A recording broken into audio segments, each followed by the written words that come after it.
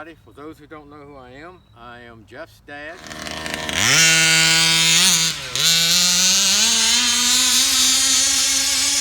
That's right, hammer down on it.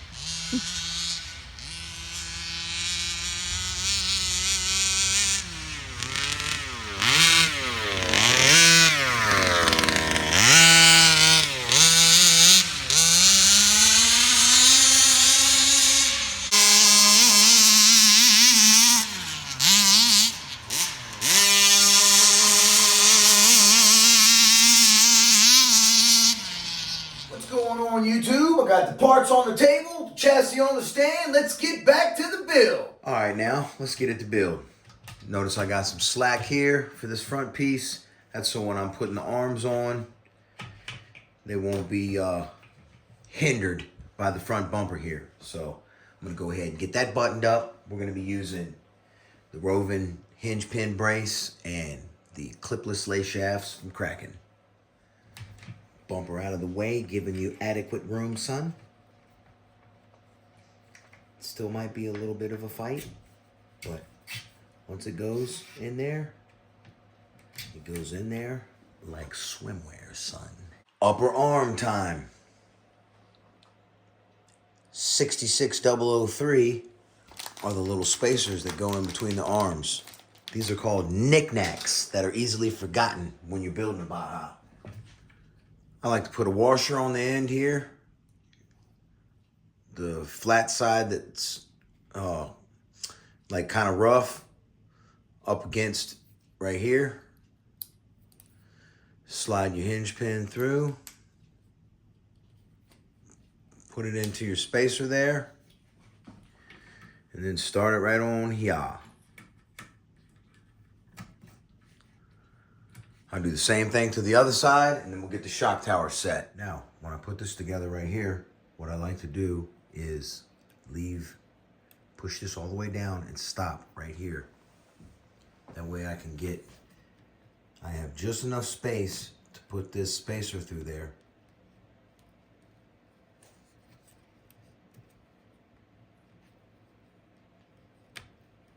Just like that. If you leave a tiny bit sticking out, you'll know that you're guided right up. You're guided across the hole there. So now you can just make sure this is all even. And push the old hinge pin through, just like so. Now's a good time to go ahead and tighten up the front. Steering is set. Now it's time to get the top plate on. One thing I want to note, right up under here, I got shims. Right there, you can see I have shims on top of this post. I have 5 little shims on top, Team Fast Steady shims. That makes this steering not have any slop. So let's go ahead and put this plate on. Just peel this back a little bit. It's way easier not trying to get it all on camera, I can tell you that.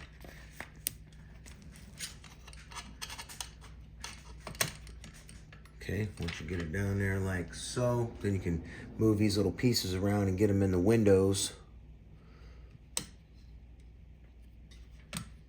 Okay, now it's seated. You may have to line those up a little bit. But look, no up and down play. I don't even have it tightened down yet, and it's already tightened right.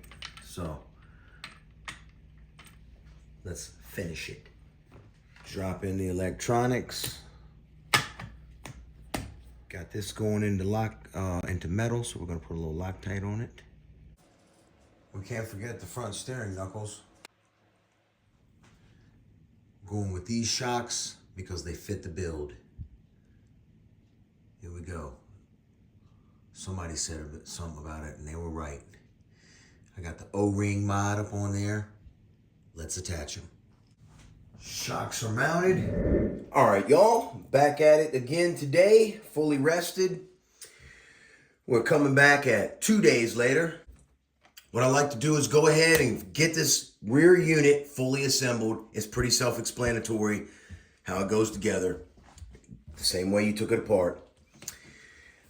And what I want to note is these right here. When you're putting these in, if you're going to use a degree for your toe, your degree is going to be facing this way in this, all right? So what that does is it just kicks the wheels in a tiny bit, which aids in turning. I prefer really 0 degree, but I didn't have 0 degree inserts because I used them somewhere else. I actually think I might have cut them up and made spacers on accident with them. It happens. So we're going to use 1 degree here, and I like to leave these off because it's a fight to get these up in the forever drive cups sometimes. So I'm going to show you that after we get this unit mounted on the car. So that's what we're going to do right now.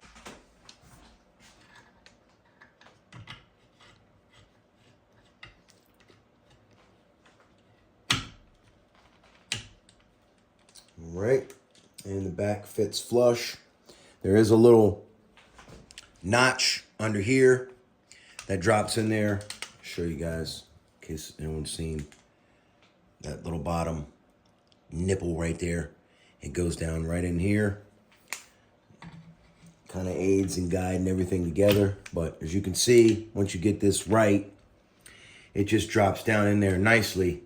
Now we can go ahead and fasten the bottom, and then we'll put the drive shafts in and the shocks. All right, here is what sometimes can be the tricky part. You want to come in at a super low angle like this and slide that in there. Sometimes it does not go in there that easy, and then you want to check it and make sure it's nice and smooth.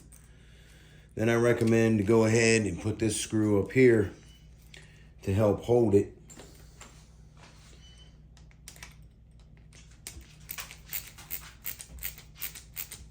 That'll keep your drive shaft in there for you so it doesn't come out. Now you can go ahead and get this piece up. What I like to do is check this. If this is a little loose, which there's a little bit of play there, back and forth here. So I'll put my hinge pin through and I will shim the other side with one of these little shims here. So you can see here, I got a shim right here. Sliding this through. Sometimes that doesn't want to go through, so you can take an old hinge pin and get it lined up like that, and then push the whole thing through. See? That way you get your shim lined up perfectly. Now there's no play at all. It's tight and right. And I put the shim on the front side here. If this is crooked, just put your 11, or what is this? Yeah, put your 11 millimeter wrench on here and you can straighten that right up. So this is nice and straight here. And then check your play. Make sure there's no binding. Everything is smooth. For these little screws here, I like to use the RC Max Taylor RC bits, and I just like to get these snug. You don't have to put them too tight. Use a little Loctite. I don't recommend blue. That's it. Snug, done. They hold in there quite well. All right, the back unit is mounted. Now let's install the shock tower.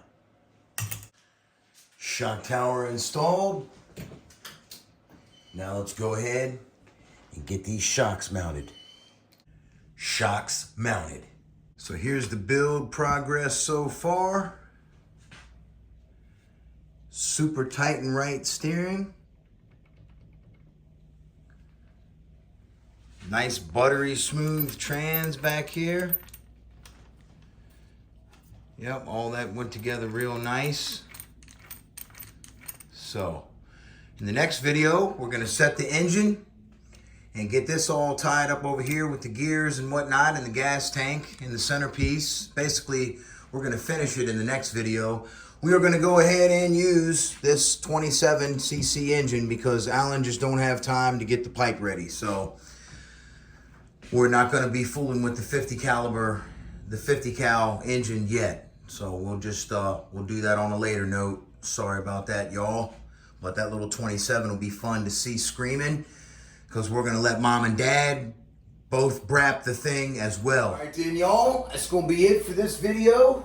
Hope you guys enjoyed it. This thing is getting real close to being done. So next video, I'm gonna go ahead and get the little 27 put up in here. The little 27.2. I know it says 0.5, but that's incorrect. So yes, sir. If y'all liked it, man, make sure you give me a thumbs up and click that subscribe button and come on back for some more build action. Because I was going to go ahead and paint the thing up, but I just want to get it installed and so we can run the thing. I want to hear that little 27 scream across the yard. I want to see my mom rip it. I want to see my dad rip it. So we're going to just get it together and get to ripping. All right? So y'all have a blessed one. I'll see you on the next one, Eastside RC. So